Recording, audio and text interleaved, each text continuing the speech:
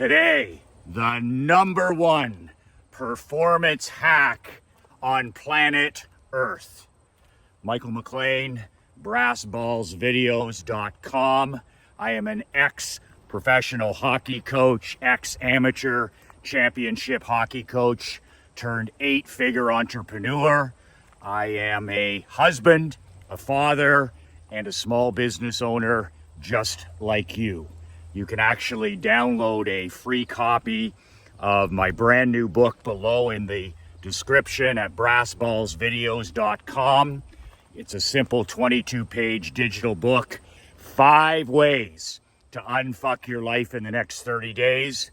If you're like me and you've had to work on getting your shit together from time to time, this book can certainly help you do exactly that.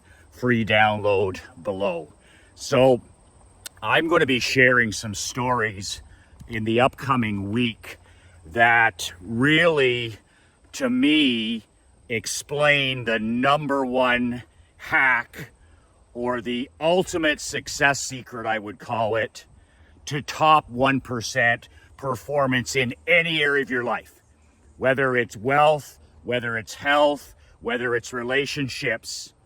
I get this question all the time, Michael. If there was one secret to personal performance, if there was one secret to being a high performance person when it came to wealth, health, or relationships, what would that one hack, what would that one secret be?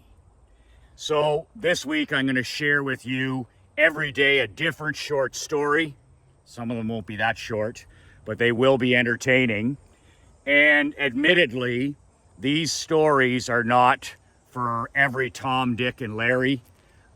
These types of stories from my real world as an entrepreneur, 31 years, 22 years in the hockey business, pro and amateur.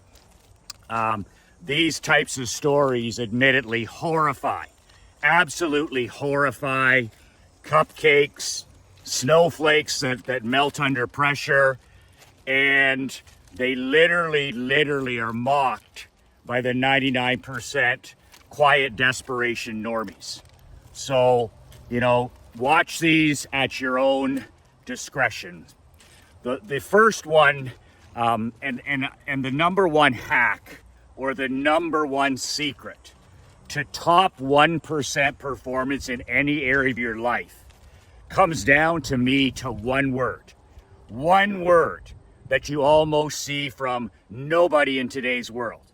And that word is intensity. Intensity. If you have intensity in your life, whether it's when it comes to your business, your personal life, your marriage, your children, your marketing, your health, your fitness, how you eat, your standards, community service, helping other people. If you have badass intensity, if you have top 1% relentlessness, then you have no competition. And the story that I love to tell to explain what real top 1% intensity looks like. I got my first minor pro coaching job when I was hired by the late great Wayne Maxner. Now, if you know anything about hockey, you know that Wayne Maxner was a Hall of Fame junior coach, and Maxner actually coached the Detroit Red Wings in the NHL at the age of 34. So this is a guy who knew his way around the game. He knew psychology. He knew how to inspire. He knew how to motivate. He knew how to develop young men into productive adults. And this guy, winning was his sport. And I had the privilege of working with Wayne for 3 glorious years in junior and a couple in minor pro. And I'll never, ever forget my first job interview with Maxner. I had never really interviewed for a hockey job with anybody who had coached in the NHL.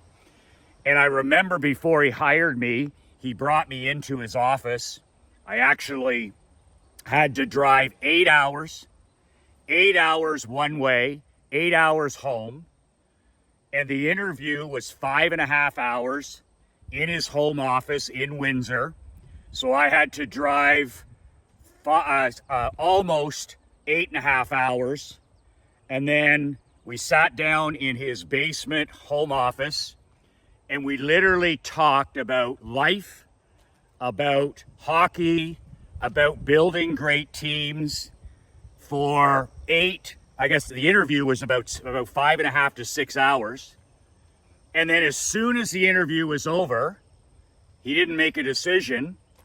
He asked me if I wanted something to go on the road, and I literally drove back 8 hours again, home. I'll never forget that, for one in-person interview. But the thing that sticks out in my mind about that intense interview was the first question and the most important question that Maxner asked me. He was sitting at the desk there and he looked across and he looked me over and he knew who I was. He knew my reputation in junior. He knew about me coaching since I was 19. And he looked at me and he goes, "What are you willing to trade your life for?" And I kind of stopped and thought about it. I sat there for a second and I was like, what am I willing to trade my life for?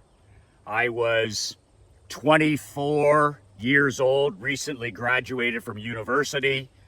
My entire dream was to coach hockey for a living. I wanted to coach in the National Hockey League like he did, but I didn't care. I wanted this to be my career. And I had coached junior A hockey all the way through university. When my pals were working at Taco Bell or at the pub slinging drinks, I was making $30,000 a year coaching the local junior A team. Barely ever attended class. So this was the next step for me. As soon as I graduated at age 24, this would be the ultimate job. To literally be able to coach minor pro for a living, pay my bills, and start to climb my way to the National Hockey League. That was the dream. So when Maxner asked me this question, what are you willing to trade your life for? He explained, he said, Michael, he said, the cost of anything that we do is not money. The cost of everything we do is our non-refundable time. And that was the very first time at age 24 that I had ever heard that. I always knew, time is money and I'm willing to put in, you get what you pay for and all this stuff. But Maxner, he said, no. He said the real price of anything, whether it's watching television, whether it's going to the gym, whether it's hanging out with toxic people, whether it's drinking, whether it's, whatever you do, whatever you choose to do, the ultimate price you pay is you trade your time for it. You trade your life for it, or part of your life. That's the real expense. Money you can make again, but you can't get your time and energy back. That was his point. You can't get your time back. So he asked me again, he says, you say that you want to eventually coach the National Hockey League. You say that you want to make this career. Are you willing to trade your life for that mission? And that was actually the first time I'd ever heard the word mission. I had heard goals and dreams. And he said, listen, he said, I'm not hiring anybody as an assistant coach. I'm not working with anybody that's not on a mission. And then he explained, he said, if an assistant coach isn't on a mission, or a coach isn't on a mission, or a business owner isn't on a mission, if a man isn't on a mission, how can you expect for anybody to take you seriously? And I was like blown away. I was like, I thought this was just going to be a regular job interview, and he was going to ask me about my skills, power play, penalty killing, my philosophy on building a team. And he was testing me right off the word go. He was testing whether I was lukewarm, whether I was one of these dreamers, whether I was going to be a quitter, whether I was one of these guys that was, in it for the short term. And he was testing to see whether I was a man on a mission, whether I truly, truly had passion and obsession for coaching. Because he knew after being in the game for 40 years, if this wasn't my obsession, if I wasn't a man on a mission, I wasn't going to make it. There's no way I was going to make it in this industry where you literally eat your own. He knew. So this interview was about breaking me. This interview wasn't about getting to know me. This interview was about, can I break this motherfucker? Can I break this kid? Can I break this young guy who's cocky and arrogant and thinks he's the next Scotty Bowman? And he just kept coming back to this one question. Are you willing to trade your life for this dream? To coach in the NHL? Are you willing to trade your life to be an assistant coach with this team? And I said, of course, I'm willing to trade my life. I'm single. I'm not married. I don't have a family. I've got a university degree. I don't have any debt. I don't have any distractions. I don't have a girlfriend at the time. I'm ready to trade my life for this. So then Maxter dug even deeper into the mission. He tried to break me. He's like, okay. He says, so you're telling me you're willing to sacrifice your future marriage for this? And I was like, what do you mean, my future marriage? He says, I'm on my third. I said, well, I mean, I hope that I have a successful marriage down the road. He goes, I didn't ask that question. I said, are you willing to put this ahead of the person you marry? And I was like, well, I think that marriage is absolutely important. He said, I'm on my third. So that's a no. And then he said, what about children? He said, do you want to have a family? I said, down the road, I'd love to have a family, a couple of kids. He said, are you willing to be away from your wife and kids for 14 hours a day, 16 hours a day, 18 hours a day?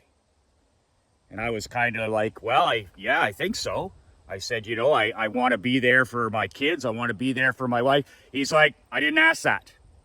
He says, I work 10, 12, 14, 16 hours a day. In season, 14 to 16 hours a day. I never see my wife. I never see my kids. I was like, wow, this is a ice cold bucket of water in the face. He goes, what about moving? He says, you're a young guy now. You got all your stuff in one suitcase. He says, you've coached in a few different places. Are you willing to uproot your family when you get fired, when you get hired? Are you willing to uproot your family 15 to 20 times? The kids change schools. Your wife has to pack up the house or the condo or the apartment, and you move across the country or to a different country, and you do it all again. You unpack, you rent a house, you buy a house, you move into an apartment, the kids get registered in a different school, they got to make new friends. Are you willing to do that 15 to 20 times? He said, I've done it 17 times. That's why I've been married 3 times. Are you willing to trade your life for this dream? So the more he went on, the more it was like, wow, I knew that there was sacrifices to make, but to be to be one of 32 coaches in the NHL, he kept saying at the time there was 30 teams in the NHL. He's like, there's only 30 of these jobs on planet Earth. 30 NHL head coaching jobs. You say you want one. So we're just having a conversation about, do you really want one? Are you willing to trade your life for it? And it's interesting, I've read all the coaching biographies of the Jimmy Johnsons, Dallas Cowboy Jimmy Johnson, never having one single dinner with his family ever in 30 years with his two boys and his ex-wife. Never in his book. Not a Christmas, not a Thanksgiving, not an Easter. Never, ever. He cannot recall one single time that he sat down as a family and had a dinner. He left before his kids got up. He arrived home at 11 o'clock at night when they were long in bed. These are the kind of stories and the price that these coaches and these CEOs and these business owners pay that nobody has any clue. So I said to Maxner, I said, I'm willing to trade my life for this, especially in my 20s and 30s when I have no intention of being married. I have no intention of taking on any debt. I have no intention of being a parent. And then when I become those things, I'll make that conscious decision. So that was good enough for Max. And he said, I'm going to sign you to a 3-year deal. And he goes, I own your fucking ass. I own your ass. He says, I'm giving you an opportunity here to leapfrog thousands of coaches who would want this job. He said, you never played in the NHL. You never played pro. He said, you weren't a good player. So you get to leapfrog all these guys, ex-players. And he said, because I believe in you, I believe, he says, that you have the best ability I've seen in a long, long time. So I'm going to give you an opportunity. But he said, I hope you understand, I own your ass. He said, so when I call at 1 a.m. to talk about the team, you'll pick up. When I say you're first in, last out every day, doing film, running practice, in the gym with the players, working 16 hours, 18 hours, you'll be first in and you'll be last out. When I say break down the game film after the game ends at 10:30 at night, you're going to spend 5 more hours breaking down every single player shift before you go home at 4 a.m. And when you go home at 4 a.m, I expect you back here at 8 o'clock. There's not going to be any social life. There's not going to be any girlfriends. There's not going to be any marriage. There's not going to be any kids. For the next 3 years, you will trade your life for this team. And if you don't want to do this, it's perfectly okay. Talk about putting your cards on the table. He literally tried to break me for 5.5 hours. And he couldn't. Because I was a man on a mission. I didn't think I wanted to be a hockey coach. I didn't have a dream of being a hockey coach. It was the one thing in my life that I wanted more than anything else. And he could feel my obsession. He could feel my passion. He could feel the fact that I was going to be a guy on a mission. So I remember driving home, and the 8 hours, it gave me a chance to think, pack my bags. He said, say goodbye to your parents, say goodbye to your friends at home. I expect you back here in 5 days. And he says, when you get back here, you're going to eat, sleep, and breathe winning. You're going to eat, sleep, and breathe team building. He goes, you're going to trade your life for this. It's only 3 years. You're going to trade the next 3 years of your life for this, for your career and for this team. That's what it takes. And if you don't want to do that at any time, it's perfectly okay to take the normie route. Go into teaching school or coach junior hockey where it's a lot easier, or you get summers off. But he said, if you're going to be around me, he said, you're going to trade your life for this. Says it doesn't make you a good person, doesn't make you, like anybody else. It doesn't make you like, everybody you see around you. He says, in fact, it makes you an outcast, an outlier. You won't have anything in common with anybody else when you do have the opportunity to speak to other people. But he says, with your talents and abilities, if you literally trade your life for this over the next 15 years, you might have a chance of coaching in the National Hockey League. 15 years of trading your life will maybe give you a chance to coach at the highest level. There's a good chance it won't, but you will trade your life for it to have that chance. So I got fired 4 years later when I was a head coach, and I decided actually to transition into junior hockey. I bought my own team. I returned home to my area, and it was a conversation with my dad that changed everything, where he said, Michael, he said, you have a passion for coaching young men. He says, you have a passion for the sport of hockey. He says, you have the intensity, you have the relentlessness. This is what you want to do.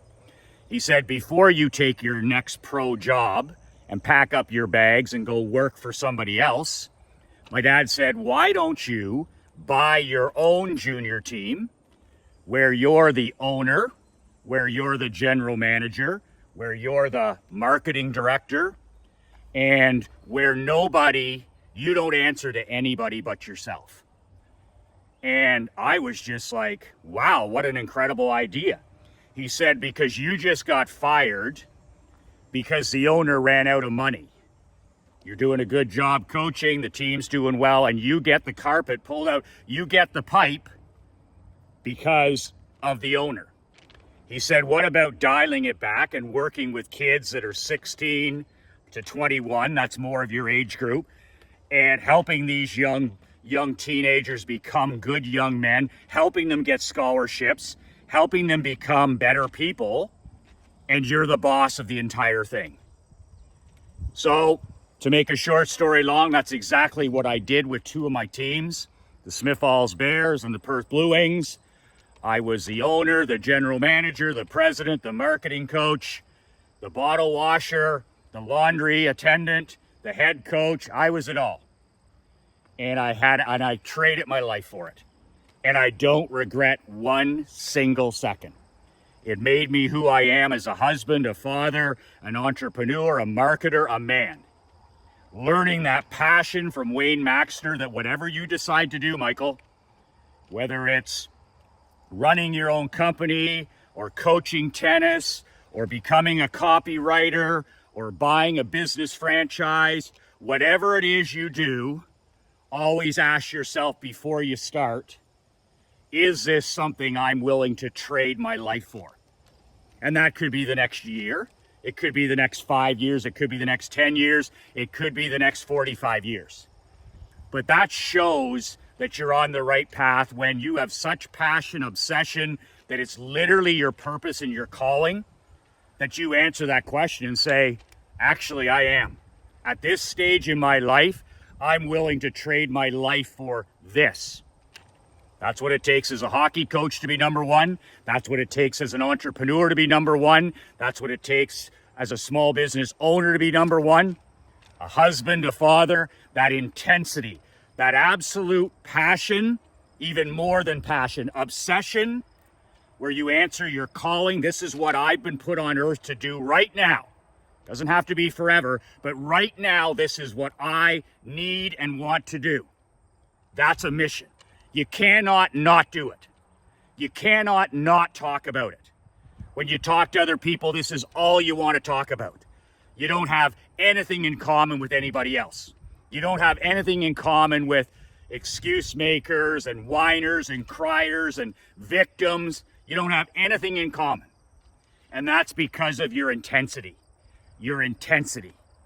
So I've taken that intensity that Wayne Maxner taught me. I didn't know people performed at that level. And I've used that intensity over the last 30 years to literally kick ass and take names in anything I'm involved in. I've had mini missions. I've had 1-year missions. I've had 6-year missions. I've had 17-year missions in the insurance business. I've had missions as a husband, as a father, and I've always taken that number one characteristic that what Wayne Maxner showed me, exposed to me. I can't unsee it. I can't unhear that meeting. I can't be unexposed to that type of winning. And I've used it in every area of my life to eliminate all the competition. When I write with such intensity that nobody can compete with me. when I shoot these daily videos, some of them are good, some of them are not good, but I bring intensity that makes me uncomparable to anybody else. When I'm with my daughter coaching her or investing time with her, I bring a love and an intensity as a father that can't be matched. Same in my marriage date nights, and my love and my appreciation for my queen and my secret weapon is my intensity. My wife fell in love with my passion. She fell in love with my obsession. She fell in love with my love for what I do. And she fell in love with my intensity. Same thing when I was in the window washing business, started with nothing. My intensity turned that into that company. Same thing when I was entered the insurance business. Everybody mocked me. Everybody laughed. Oh, you're not your father. You can't run that company. You'll run it into the ground. But it was my intensity that pulled me through and got me to #1 in the country. And then everybody ridiculed me and made fun of me when I said, I'm going to start up a barber shop. What do you know about barbering? And 6 years in a row, we were #1 in the entire country because of my passion, my obsession, and my intensity. I was willing to trade my life for that project. I was willing to trade my life for the family business. I was willing to trade my life at the time for that window cleaning company. And because of that level of commitment, I didn't have any competition. I wasn't smart enough, I wasn't wise enough to even know why I didn't have any competition, but it was because of my intensity. I was willing to trade my life for that. Eat, sleep, and breathe it. Get up, eat, sleep, and breathe it. Get up, eat, sleep, and breathe it. It's really hard to compete with somebody, Maxner used to say, it's really hard to compete with somebody who doesn't know enough to give up. I was that kid in coaching. I was that kid in business. I wasn't smart enough to give up. So I wore my competitors out. Same thing in this business here. I sold the barber shop, sold the hockey team, sold the insurance company, and I took a few weeks off, and my wife looked at me one day and she said, I need the man back that I married. I need that man who's serving others, who's answering his calling, who's working on something that's larger than himself. I was helping young men. I was helping people with their insurance coverage. She fell in love with that person who would trade his life for his mission. And it wasn't long until my wife Krista said, we need that guy back. What's next? You've had a few weeks off here. What's next? What's your next Super Bowl? What's your next World Series? What's your next Stanley Cup? And that's where I decided I said, I want to work with small business owners like me. I want to work with men that are struggling in, certain areas of their life.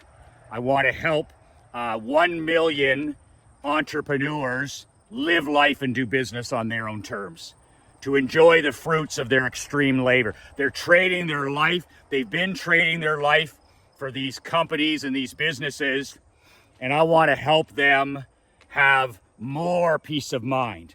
I want them to do even better. I want them to build a world, not just a company, that they never, ever, ever need to escape from. And that's the 10-year mission I'm on. And God willing, when I'm done with this mission, I'll stop. I'll take a few weeks off. And my wife will turn to me and say, what's next? What's the next Super Bowl? So that's my Wayne Maxner story. Michael, are you willing to trade your life for this? And I gave him the right answers. And that's how I got my first minor coaching pro job. And I've always used that question when I get asked, because I say no to almost everything, right? No, no, no, no, no. I'd love to do that, but I'd have to say no to something I'm doing now. So the answer is no. And whenever I get an opportunity, Michael, you want to buy this team? The other day, Michael, you want to buy this apartment building? Michael, would you be interested in joining this charitable board of directors? Thank you, but no, because I would have to stop doing this, this, and this. So I use this question constantly when people ask me to do things. Am I willing to trade my life for this? My precious time, my finite energy? And if the answer is a no, it's a hell no. It's a hell no. So that's my intensity story from the great Wayne Maxner. He came from a different planet. It was God put him in my life to show me what winning looked like. I was doing fine coaching junior hockey and reading books, and I was around top 5%ers, but that motherfucker was a top 1%er. And he treated me like shit for 3 years. He challenged me. He pushed me to the brink. He tried to break me for 3 years. And I just kept, you know what? I overheard him one time sitting at a kitchen table. He didn't know I was there because Wayne was like my dad. He never, ever, ever gave praise. He never complimented you. He was as old school as you could get. He came from nothing. Like my dad, he didn't have any role models. He didn't have anybody mentoring him. And one time only, I walked upstairs into this kitchen. He was recruiting a hockey player, and he was talking to a parent. And he said, wait till you get a load of my assistant coach here. And he didn't know I was there.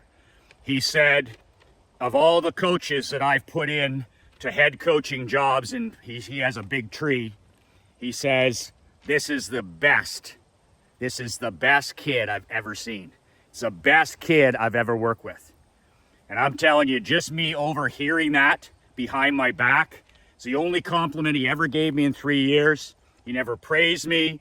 He always cut me down. He always tested my will. He always tested my obsession. He kept testing me as a young man, and he literally transformed my life.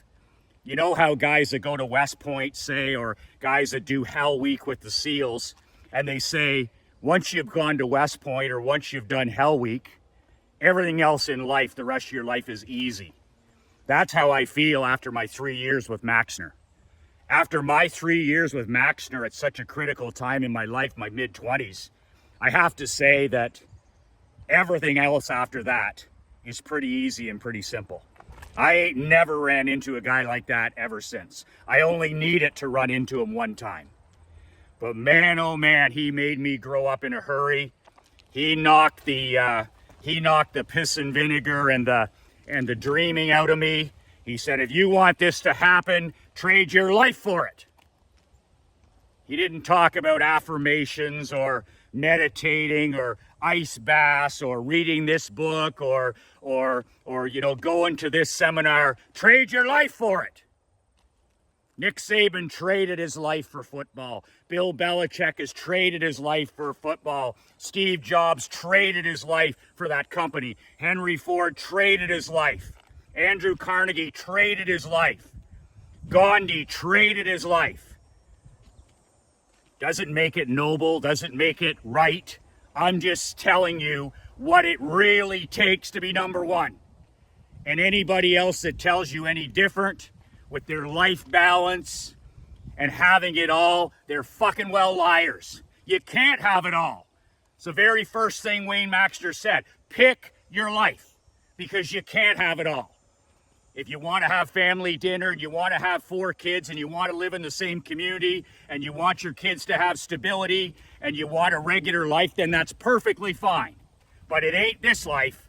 And don't say you want to run a company or coach in the NFL or coach in the NHL and have that other stuff, because it's fantasy sold as reality. You pick your life.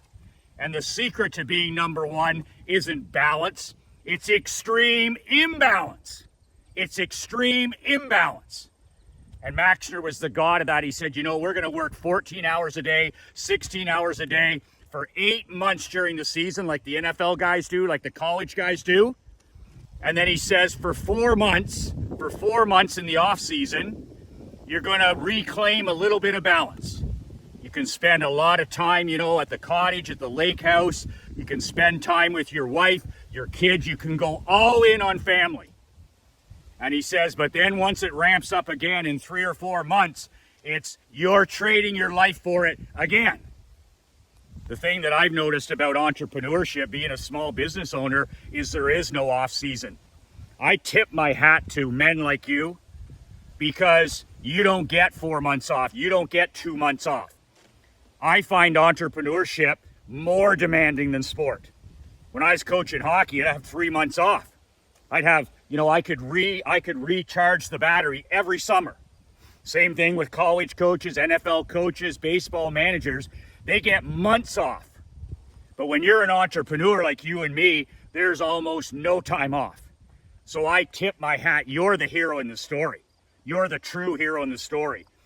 And my association with Maxner, that concept of intensity and trading your life for it, has served me well as an entrepreneur, because I don't work 14 hours. I don't work 12 hours. I work around 5 hours a day. But when I work, I work. My intensity is through the roof. Through the roof for an hour, 2 hours, 4 hours, 5 hours, and I'm done. But man, I put in the hours when I was learning and building and trading my life for my mission. So I'll be back tomorrow with another story that'll curl your hair. I'm so grateful for badass men like Wayne Maxer in my life who had the courage to call it as I see it. I wasn't going to sit around and talk about how great I was going to be and be in the NHL. God put him in my life to say, you think you're so great, you think you're going to be a pro coach, then here's what it's going to take, and don't complain, and don't bitch, and don't whine when you don't make it, because this is exactly what it'll take. You must trade your life for this. That's why I have so much respect for high performance, top 1% people, high performance people. Nobody sees that they traded their life for it. The Olympians, the pro athletes, the musicians, the entertainers, the movie stars, the coaches, the CEOs, the company founders, and most importantly, men like you. You paid a price with your marriage. You paid a price with your children. You paid a price with your health. That's why you're successful. And instead of being guilted into it, we learn from it and we move on. But to win, you've got to be willing to embrace extreme imbalance, short periods of extreme imbalance, so that you can enjoy all the freedom, autonomy, and personal sovereignty that comes with it. Winning comes with a price, and only a winner like Wayne Maxner, only a champion like him, could deliver that news at such a timely part of my life. If you're interested in joining, applying for my new mastermind, Money Making and Marketing Mastermind, there's one thing you need to do. Click on the link. It is badassbrotherhood.com. The link is in the description. You can download my book, but you can also apply for my upcoming brand new mastermind. Book a call or email Josh, and you can text him, you can email him, or you can schedule a call at badassbrotherhood.com.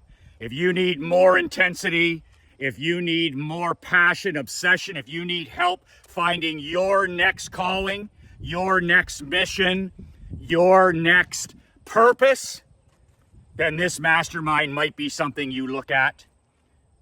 badassbrotherhood.com. Book a call with Josh. Talk it over. See if it's a fit. If it's not, it's perfectly okay. Check out the links in the description below. I'll be back tomorrow with another intensity story from my life as a husband, father, hockey coach, entrepreneur, and fellow badass brother. 2 words that changed my life, 2 words that'll change yours. Be relentless.